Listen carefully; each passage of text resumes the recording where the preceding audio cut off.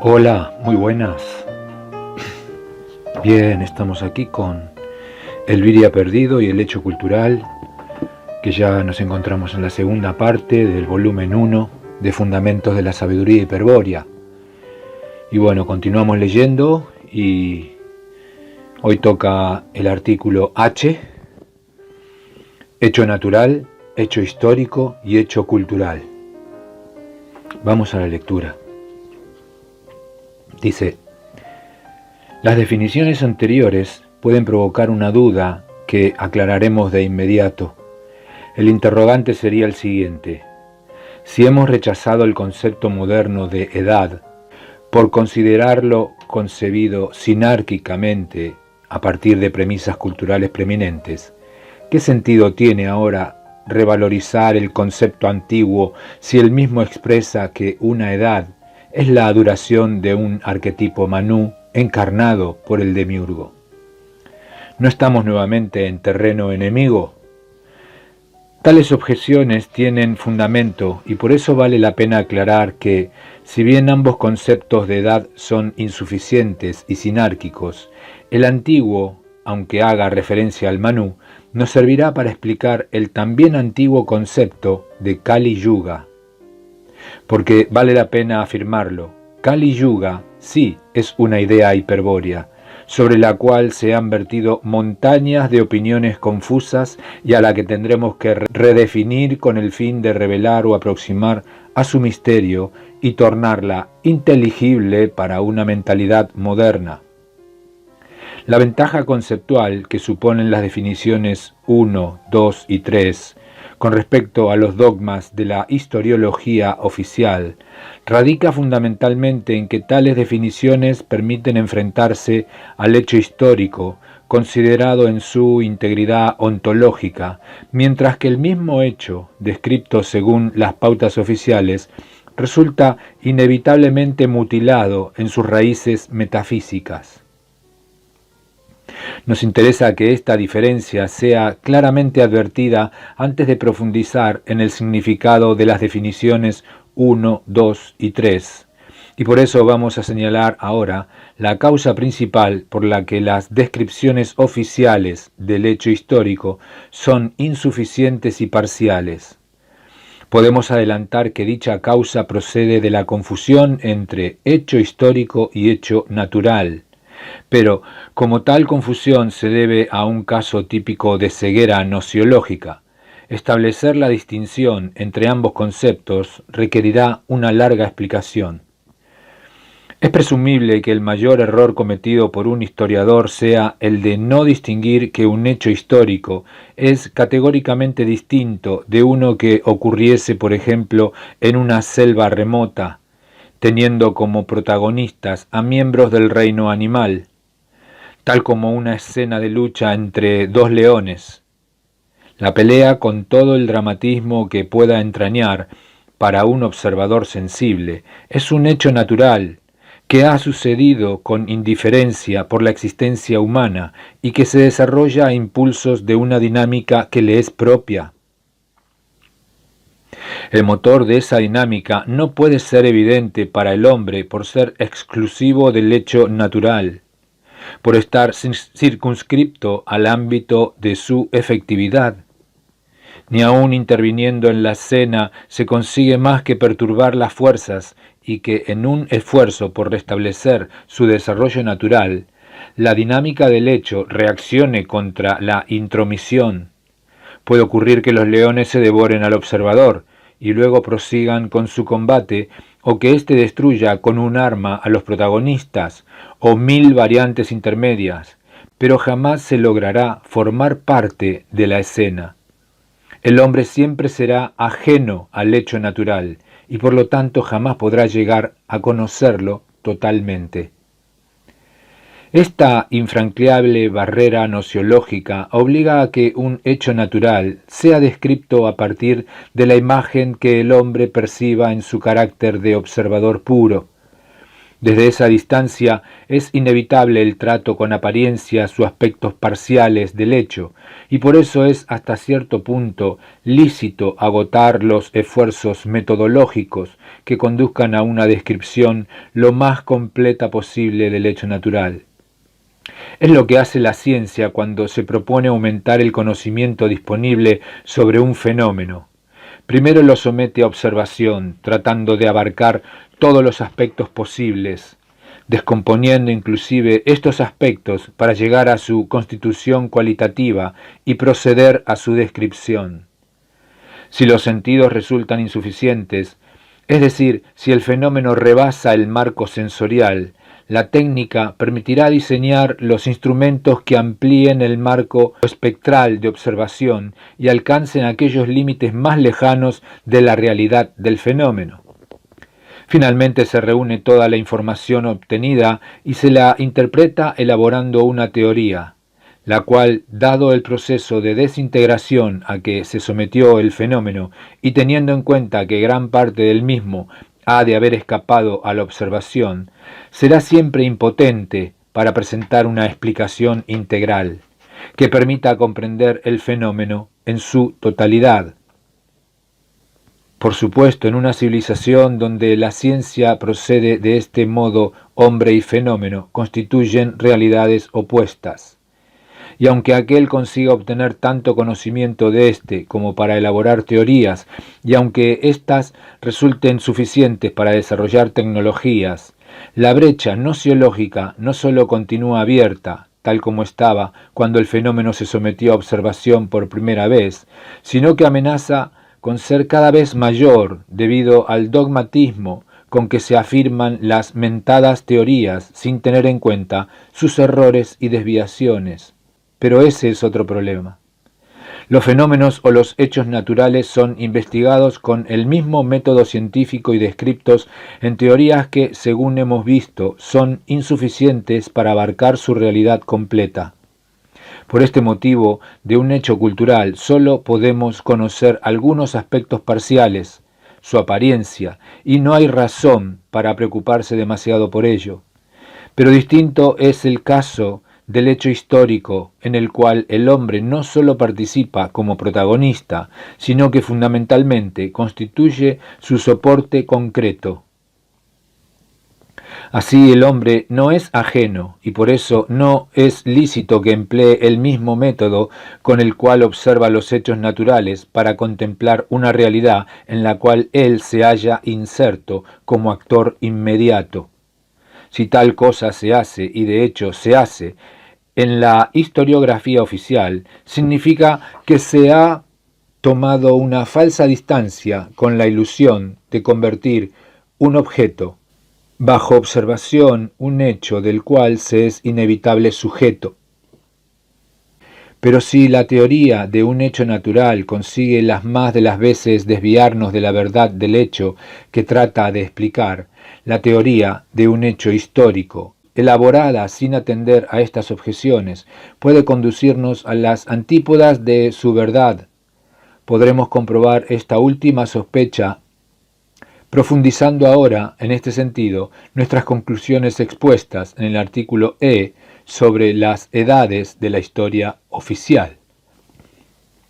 En primer lugar, en una edad oficial se describen los hechos históricos, destacados de acuerdo con la eminencia que hayan tenido para el historiador, presentándolos como acontecimientos accidentales cuya única determinación, si se sugiere alguna, obedece a causas puramente físicas. Si un hecho histórico guarda alguna relación con otro, se afirma que su nexo consiste en ciertas variables dinámicas: la economía, la lucha de clases, la religión, la guerra, el movimiento dialéctico, etc., completamente exteriores e inconsistentes para justificar por sí mismas el génesis y evolución del hecho. Se ignora aquí, como en el caso de las investigaciones científicas de fenómenos, la relación estructural que guarda el aspecto descripto con el resto de los elementos que integran la totalidad del hecho. La historia oficial, al afirmarse sobre algunos elementos particulares de dicha estructura, la variable tal o cual, sólo puede exponer aspectos parciales de los hechos verdaderos, imágenes aparentes tras las cuales se oculta la verdad de lo acontecido. Al operar de ese modo, un hecho histórico o una era nos son presentados desde su lado más evidente, la apariencia, o sea, más grosero y material, afirmando como causas eficientes de su determinación algunas de las famosas variables dinámicas, lo que sólo puede hacerse a costa de cercenar las extensiones metafísicas que posee todo hecho histórico, de acuerdo a la definición 1. Veamos un ejemplo de esta obcecación racionalista. De nada ha valido que el mismo Alejandro Magno declarara que iniciaba la conquista del mundo por consejo de Zeus. Para el historiador moderno, Alejandro, miembro de la especie humana y de la civilización griega, perteneció a la clase de los militares, al género de los conquistadores y al grupo de los creyentes. Zeus, por otra parte, es tan solo una deidad que integra el conjunto de los mitos griegos. Si reflexionamos sobre la actitud científica adoptada al presentar un hecho histórico clasificado por partes, comprobaremos que el mismo ha sido tomado como objeto de observación y por lo tanto confundido con un hecho natural, tal como un eclipse o la migración anual de las golondrinas, es decir, con sucesos de cuyas determinaciones el hombre está absolutamente excluido. Sigamos los pasos que ha dado el historiador moderno. Primero se encuadra un hecho de la vida de Alejandro Magno, su decisión de conquistar el mundo a instancias de Zeus. En la categoría de los casus belli, casus dementiae, es decir, acto de guerra, acto de locura, luego se procede a desintegrarlo separando sus partes, a las que se clasificará una por una de acuerdo a pautas racionalistas, encasillándolas en conjuntos, clases, grupos, etc. Finalmente, se reconstruye el hecho en base a aquellas partes que el criterio oficial considera más importantes o representativas. Se elabora una auténtica teoría y se presenta al público para su consumo. Tal como anunciamos, se comprueba que luego de la operación historiográfica solo se nos muestra un aspecto parcial del fenómeno. Pero este aspecto es el más mísero porque describe al hecho desconectado de su motor metafísico, Zeus, quien en el siglo IV a.C. era un arquetipo dominante, un dios y no un mero mito.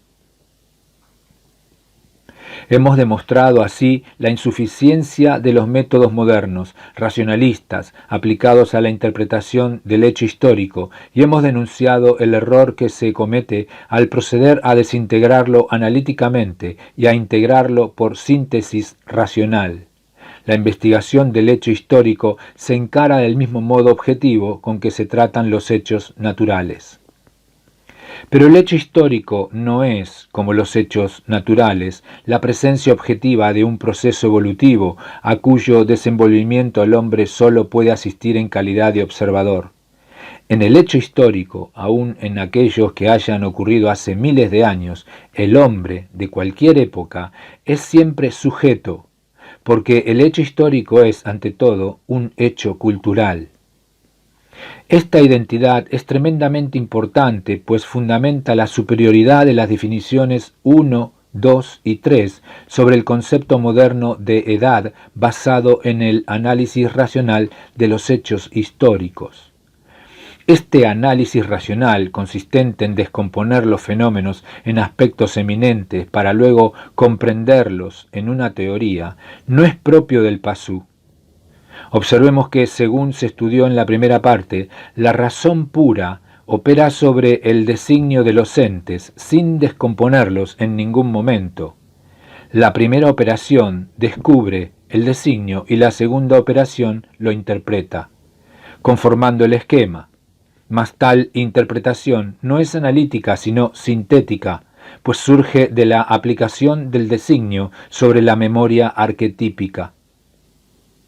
El llamado análisis racional no es efectuado por el sujeto racional o razón, sino por el sujeto cultural, en la estructura cultural, operando con premisas culturales y principios matemáticos, elaborando modelos culturales de los entes que sólo son conceptos, es decir, aspectos del esquema o verdad de los entes. Al análisis racional cabría denominarlo, pues, más propiamente como análisis cultural. Y este análisis cultural, que en esta época se ha impuesto como método cognoscitivo, riguroso, no es, repetimos, propio del Pasú, sino del Virya perdido. Es a partir de la mutación genética producida por la clave genética de los siddhas traidores que se abre la posibilidad de una interpretación equivocada y antinatural de la realidad. El Pasú podía en verdad interpretar un designio de manera deficiente o primitiva, pero tal aprehensión del ente jamás podría ser antinatural, opuesta al sentido evolutivo y progresivo de los procesos entelequiales arquetípicos. Sólo la intervención de los espíritus hiperbóreos encadenados por la hostilidad esencial, que de una manera o de otra siempre se manifiesta sobre el yo perdido, introdujo la duda sobre el ente, la desconfianza sobre su verdad. Vale decir, en el yo perdido de todo Virya siempre existe un reflejo luciférico del espíritu que acaba dudando del ente y sometiéndolo al análisis cultural. Pero el espíritu encadenado es necesario para acelerar la evolución de la esfera de conciencia del Pasú, para cumplir con la finalidad impuesta por el demiurgo al hombre de ser postor de sentido en el mundo, creador de culturas exteriores. Siendo imposible impedir en esta evolución la tendencia analítica impuesta por el espíritu al alma del Pasú, los siddhas traidores planificaron una estrategia dirigida a mantener al hombre en la confusión, cuando algún tipo de racionalismo luciférico le llevase a dudar de los arquetipos o dioses y le acercase peligrosamente a la verdad sobre su origen eterno y extraterrestre. De allí que la sabiduría hiperbórea afirme que la cultura es un arma estratégica para la sinarquía. Como efecto estratégico negativo para el espíritu, tal como explicamos en los artículos IJKL del inciso El Virya despierto, se debe considerar al modelo cultural intermediario entre el yo perdido y el mundo exterior, y el análisis racional o cultural, las doctrinas sinárquicas y el modelo cultural construido con tal análisis y en base a tales doctrinas son la causa del error que estamos advirtiendo en la interpretación oficial del hecho histórico. Recordemos la conclusión 7 de la alegoría El yo prisionero, es decir, el yo del Virya perdido, que estudiamos en la primera parte. 7. C. La prisión es análoga a la estructura cultural. También, ciertas partes de la prisión, murallas, fosos, puentes, etc., son análogos a ciertas partes de la estructura cultural, esto es, las premisas culturales preeminentes. Comentario. Téngase presente que en la alegoría, tanto los guardianes como la prisión son intermediarios entre el prisionero y el mundo exterior. Pero los guardianes son intermediarios dinámicos, análogamente a la razón en el Virya perdido, en tanto que la prisión es intermediario estático, análogamente a la estructura cultural en el Virya perdido. Por otra parte, en la conclusión 8 se afirmaba lo siguiente. 8. C. El mundo exterior más allá de la prisión es análogo al mundo exterior más allá de la estructura cultural que sujeta al yo en el Virya perdido. De estas conclusiones analógicas se desprende la siguiente definición. La cultura interior o modelo cultural es un mundo intermediario entre el yo perdido y la realidad exterior. Pero dicho mundo rodea de tal manera al yo perdido que, salvo remontarse hasta el Selbst, Todos los caminos hacia la realidad exterior deben atravesarlo inevitablemente. El modelo cultural verdaderamente aprisiona al yo perdido dentro de las fronteras de su entorno. Por otra parte, cuando el yo perdido, que está sumido en el sujeto consciente, apercibe una representación, es decir, se flexiona hacia el objeto mental, ocurre de inmediato el efecto enmascaramiento. La razón, el sujeto racional, reacciona frente a la apercepción como si fuese una interrogación y responde mediante una interpretación racional analítica de la representación, la cual se superpone y confunde con ella. La razón, como una sombra, sigue al yo perdido en todos sus movimientos e intenta formalizar lógicamente su actividad. Análogamente a los guardianes de la prisión, ella es una intermediaria entre el yo perdido y el mundo exterior. Pero según la conclusión 7, la razón es intermediaria dinámica, en tanto que la estructura cultural es intermediaria estática. La conciencia, al estar orientada hacia el mundo exterior por la mecánica del proceso cognoscitivo racional, se sitúa en un mundo intermediario al que llamamos cultura interior, donde todos los objetos de conocimiento están construidos lógicamente y son una mera aproximación racional de los objetos reales que representan. La manera de librarse del yugo de la razón no consiste en evitar todo movimiento psíquico con el fin de eludir la respuesta racional tal como proponen los sistemas contemplativos, sino en quitar la atención del mundo exterior y reorientarla hacia un nuevo centro, desde el cual el conocimiento se obtenga directamente del objeto, por revelación gnóstica. La sabiduría hiperbórea afirma que la interrogación es el peor error estratégico del Virya y recomienda emplear en su reemplazo el principio gnóstico: conocer es recordar. Quien interroga habilita a la razón para que lo confunda con su respuesta engañosa. En cambio, quien dispone el espíritu para recordar puede llegar a saberlo todo por revelación inmediata, dado que la verdad ya está en sí mismo. La estructura cultural se halla inmersa en lo inconsciente como contenido de la esfera de sombra.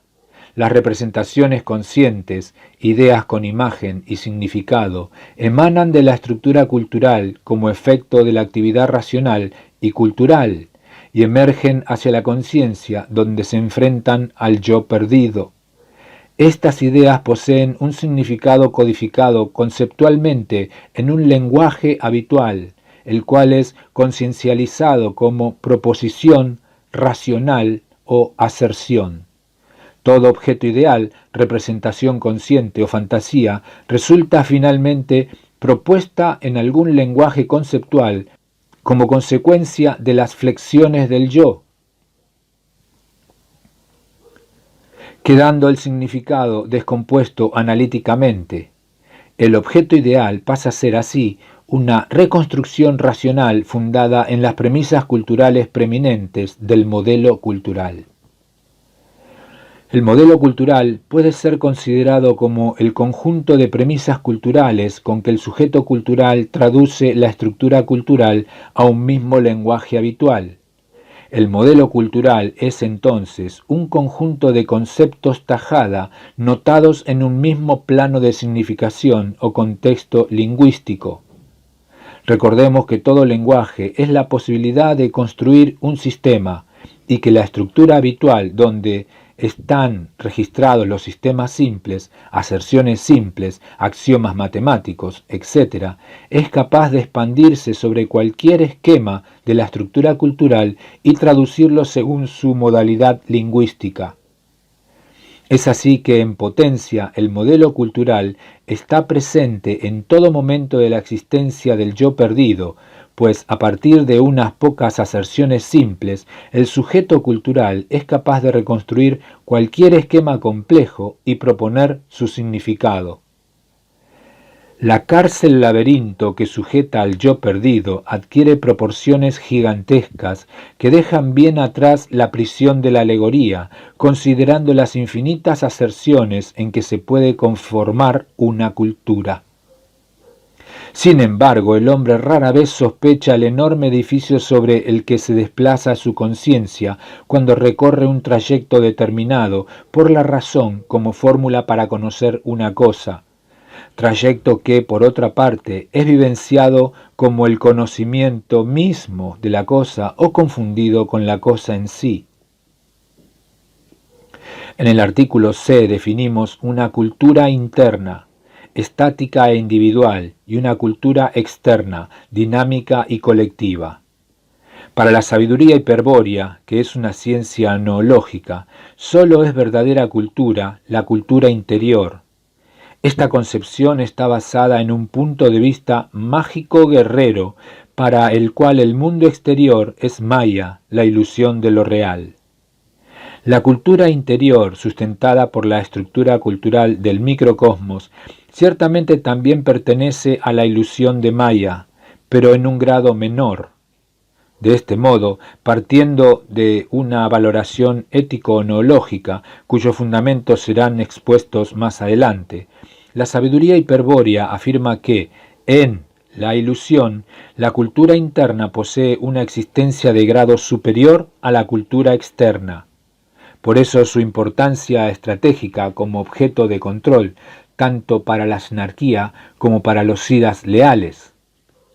La cultura externa, tal como se la define aquí, como una superestructura sostenida y animada por un arquetipo psicoideo, solo existe para el pasú y el virya perdido, quienes no pueden evitar ser integrados en ella, porque toda cultura externa solo existe por los hombres que la crean, poniendo sentido en los entes y permitiendo que el arquetipo psicoideo se manifieste.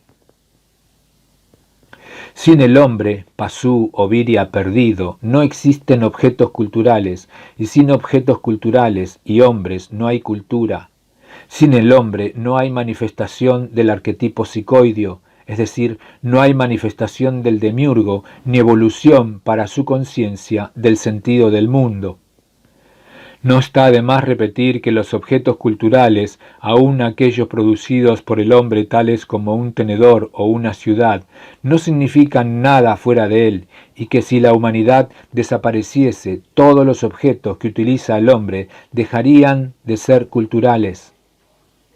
Por eso resulta ridículo hablar de culturas muertas o vivas al referirse de los rastros exteriores que dejan las comunidades humanas en su paso por la historia, o la prehistoria, como gustan llamar pomposamente los intelectuales, a la época en que el hombre poseía pureza sanguínea y no escribía. Hay una sola cultura y es estructural, estática e interior, y existen objetos culturales exteriores, utilitarios o estéticos, que tienen un significado para el hombre, que los produce y emplea y que quizá tengan otro sentido para los hombres futuros que los encuentren y observen. Pero el conjunto de todos los objetos culturales de una comunidad humana no constituyen su cultura, no viven ni mueren, acompañan a ésta mientras exista y varían si ella evoluciona o permanecen estables si la comunidad se estanca o muere. Por sí mismo los objetos no dicen nada y por eso cuando un arqueólogo desentierra una aldea de una comunidad desconocida, debe destinar parte de su propia estructura cultural para reproducir interiormente la cultura de los hombres que la habitaron. Y esta reproducción, de acuerdo a la distancia que guarde con sus propias premisas culturales, puede o no modificar las aserciones estructuradas de su cultura. No olvidemos que en el contacto transcultural entre pueblos diferentes ocurren modificaciones recíprocas como Grecia, Roma, España, México, etc.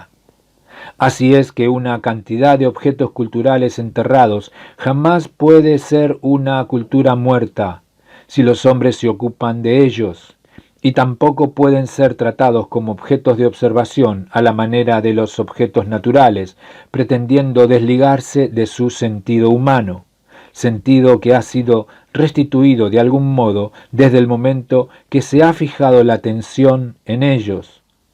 Por el mismo motivo, no es posible objetivar un hecho histórico recurriendo al artificio de declarar que pertenece al pasado y por eso no nos incluye como sujetos, puesto que los caminos que recorre el sujeto en la estructura cultural para comprender el hecho hacen de éste una vivencia actual que nos afecta y condiciona. Puede ser que una insuficiente comprensión del hecho histórico cambie su sentido original, su verdad. Es algo que ocurrirá indefectiblemente, en alguna medida, debido a la influencia de las premisas culturales preeminentes. Pero el hecho histórico siempre nos afectará en su carácter de hecho cultural, de factura humana, y como tal nos involucrará como sujetos de su trama desde el mismo momento que reflexionemos en él. Volveremos sobre el doble carácter de hecho histórico y cultural. Debemos destacar, por último, que el proceso cognoscitivo racional que hemos expuesto hasta aquí impide la aprehensión completa de cualquier hecho natural o fenómeno, dado que del mismo el yo perdido sólo obtendrá una reconstrucción cultural, o sea, una síntesis racional. En la mayor parte de los casos, el proceso se desarrolla inconscientemente y no se advierte que el yo perdido está tratando con imágenes sintéticas, conformadas arquetípicamente por las aserciones de la estructura cultural, que sólo guardan una relativa semejanza con el objeto de referencia. Pero cuando se intenta investigar un hecho cultural, por ejemplo, un fenómeno, entonces las dificultades saltan a la vista y se torna evidente la insuficiencia racional. Parte de estas dificultades ya han sido consideradas. Ahora completemos el concepto.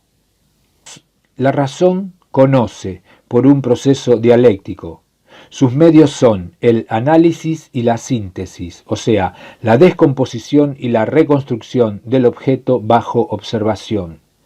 Por muchos motivos que sería largo expresar aquí, entre los que se cuentan la insuficiencia sensorial y un deficiente desarrollo biológico de la memoria arquetípica, la razón actúa con mayor precisión en la descomposición que en la recomposición.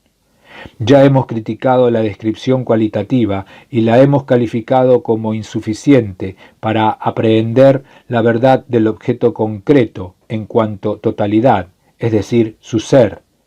Consideremos ahora la más precisa descripción posible de un fenómeno que es dable efectuar por medios racionales. Teóricamente se puede describir completamente un fenómeno desde el punto de vista físico-matemático, estableciendo un sistema de ecuaciones diferenciales tal que cada ecuación contenga una variable principal ligada algebraicamente a todas las otras variables y exprese el comportamiento en el tiempo de una magnitud principal en función de todas las otras magnitudes. Este ejemplo puede ser discutido, pero ello no le quita su mérito didáctico, importante aquí, ya que deseamos mostrar con claridad la insuficiencia del método cognoscitivo racional y tratamos de hacerlo brevemente. No ignoramos la objeción de Heisenberg, incertidumbre, ni otras por el estilo, los que no obstante pueden salvarse empleando matemáticas discretas. Pero tal como dijimos, es más fácil desintegrar que integrar. No hay manera de integrar todas las ecuaciones diferenciales que describen un fenómeno y reducirlas a una sola fórmula que permite acceder a una visión completa del mismo. Lo más que se logra es ordenar las ecuaciones en una estructura algebraica que no es ni más ni menos que la forma abstracta de la estructura cultural del fenómeno, o sea, una estructura cultural o subestructura representativa del fenómeno en la que las aserciones han sido reemplazadas por variables matemáticas y las premisas culturales preeminentes por ecuaciones diferenciales. El problema es que nadie puede contener en su estructura cultural una estructura matemática de infinitas ecuaciones diferenciales, y este sistema se necesita para describir un solo fenómeno.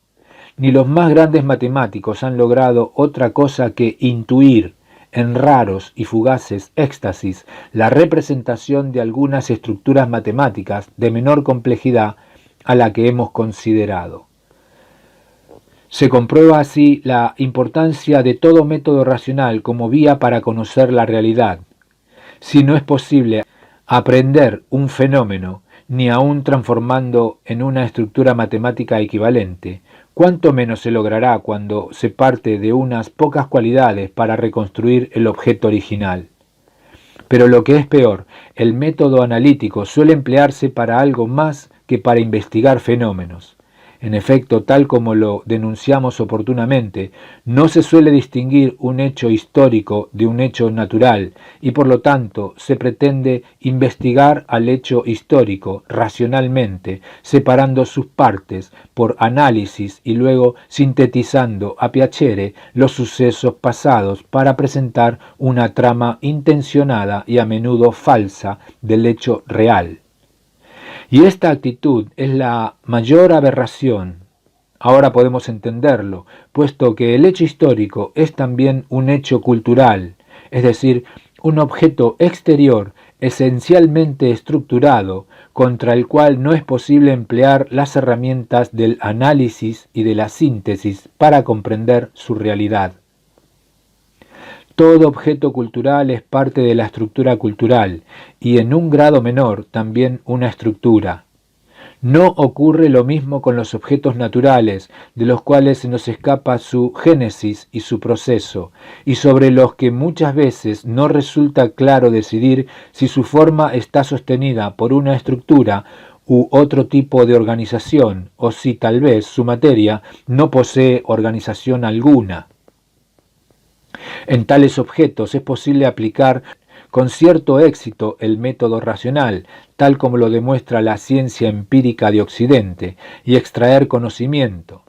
Pero un objeto cultural es esencialmente una estructura y como tal no admite en ningún caso la descomposición de su arquitectura. En una estructura cada elemento es interdependiente con los otros miembros y con la totalidad. Por eso no es posible, como sería la pretensión del análisis racional, considerar la parte separada del todo. Por el contrario, en la estructura, el todo condiciona a la parte y determina su función. Un objeto cultural, en tanto que estructura, es una totalidad solamente aprehensible como tal. Pero tal aprehensión es perfectamente posible, a diferencia de lo que ocurre con la estructura físico-matemática de un fenómeno, porque todo objeto cultural procede de la estructura cultural, es decir, de la psique humana. Todo objeto cultural es, en este sentido, un proyecto matemático, porque ha sido proyectado, ya estructurado en el mundo desde la estructura cultural, y al igual que ésta, construido con aserciones simples y compuestas, o sea, con principios matemáticos. Es así que los objetos culturales, si son reconocidos como tales en el mundo, pueden ser aprehendidos estructuralmente luego de su introyección. Pero si, por el contrario, se intenta descomponerlos analíticamente, solo se logrará destruir las estructuras y con ello ignorar definitivamente sus funciones. Ahora bien, un hecho histórico es nociológicamente un hecho cultural. El hecho cultural, par excellence, se puede considerar al hecho histórico como un hecho cultural pasado. Protagonizado por los miembros de una comunidad, involucra en su trama no sólo al universo de objetos culturales exteriores, sino también al prójimo. El hecho histórico, en su carácter de hecho cultural, es entonces esencialmente estructural.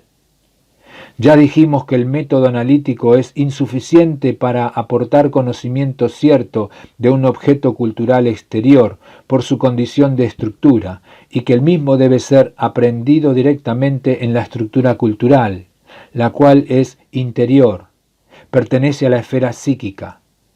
Esto quiere decir que, si bien la aprehensión se realiza con referencia al objeto cultural en sí, la estructura cultural aporta a la conciencia una imagen conformada con prescindencia material de la exterioridad del objeto. Un objeto así aprendido es esencialmente estructural, por ser cultural, y de ningún modo ha sido dividido por la razón. Ocurre lo mismo con una estructura que se compone de una colección de objetos culturales exteriores, el hecho histórico, por ejemplo, en cuanto hecho cultural. Ante todo, veamos qué clase de estructura es el hecho cultural, estableciendo para ello una relación de analogía con la estructura cultural. Comencemos por denominar superestructura a la estructura del hecho cultural y consideremos que los elementos miembros de la misma consisten en objetos culturales exteriores. El prójimo en ella resulta efectivamente estructurado en calidad de objeto cultural exterior. La superestructura viene a ser así puramente fáctica y compuesta de objetos culturales que cumplen un rol equivalente al de las aserciones sistemáticas de la estructura cultural. Pero entre la estructura cultural y la superestructura del hecho cultural no hay oposición sino integración. En efecto, hay dos motivos para ello. Por una parte, la superestructura sobrepasa la capacidad cognoscitiva del hombre en cuanto le incluye como miembro de su contexto, y por otra parte posee la suficiente potencia como para captar a la estructura cultural de cualquier individuo e integrarla en su propia existencia. En otras palabras, el hombre, si es protagonista inconsciente, actúa como objeto exterior participando del desenvolvimiento del hecho cultural, pero en cuanto intenta conocer y dirige su atención no a la estructura de los objetos culturales exteriores, sino a la superestructura del hecho, entonces la estructura cultural queda enfrentada a la superestructura, y la mayor potencia de ésta atrapa a aquella exteriorizándola también y convirtiéndola en sujeto activo de su drama. Es imposible, pues, conocer la forma verdadera de una superestructura y no por limitaciones de la indagación racional precisamente. Pero la forma que soporta una superestructura es el hecho cultural, propiamente dicho, al que, y esto lo afirmamos nuevamente, no será posible aprender como objeto de conocimiento. Al hecho cultural no es posible aprenderlo antes de ser aprendido por él. No es posible tomarlo por objeto antes de que él nos incluya como sujetos de su drama. Por eso no tiene sentido distinguir temporalmente a los hechos culturales por el grado de potencia que poseen para actuar sobre nosotros y suponer que los hechos pasados, es decir, históricos, son pasivos y por lo tanto susceptibles de ser tomados como objetos de estudio o investigación. Todo hecho histórico es actual para quien fija su atención en él, o sea, para quien enfrente su estructura cultural a la superestructura del hecho. Hemos dicho que la superestructura del hecho histórico posee mayor potencia que la estructura cultural del observador y que por eso aquella es siempre actual para ésta, atrapándola en calidad de sujeto de su drama. Se puede preguntar entonces, ¿de dónde le viene a una organización externa del mundo esa potencia tremenda capaz de integrar al hombre en su propio proceso? De los arquetipos colectivos psicoideos. Respuesta que nos remite a las definiciones 1, 2 y 3, a las que ampliaremos luego de considerar los comentarios hechos hasta aquí. Muy bien, y así vamos continuando con este inciso Elviria perdido y el hecho cultural. Lo próximo, artículo I, la superestructura del hecho cultural. Hasta pronto entonces.